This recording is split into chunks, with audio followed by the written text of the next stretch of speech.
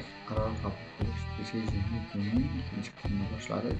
Qaror qabul qilishning 4 xil turi mavjud ekan. If else, if, whether and switch.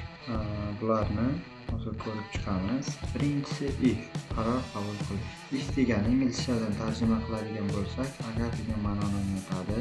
Ifning sintaksisi quyidagicha: if shart va ifning tanasi va bu figurali qavs hisoblanadi. Ekranimizning o'ng tomonida rasm joylashgan. Bu rasmda ifning bu sxemasi ko'rsatilgan. Start boshlash va pastga qarab tushganimizda if condition, ya'ni ifning sharti true bo'lsa if bodyga o'tadi, ya'ni ifning tana qismiga.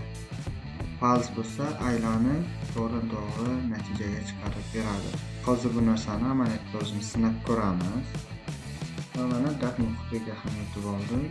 Endi dastur kodlarini yozishni boshlaymiz.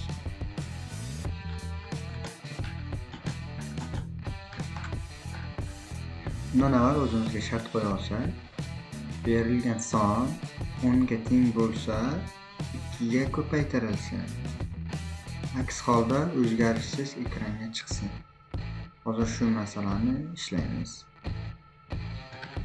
If strukturasi bo'yicha, ya'ni amiz teng bo'lsa 10 ga.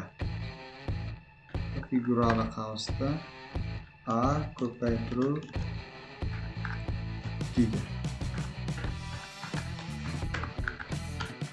Va mana hozir bu yerda 20 holati chiqadi. Agar misolimizda 11 qilsak 11 ning o'zi chiqib keladi. Ya'ni bu quyidagicha ishlaydi. If ga tushadi.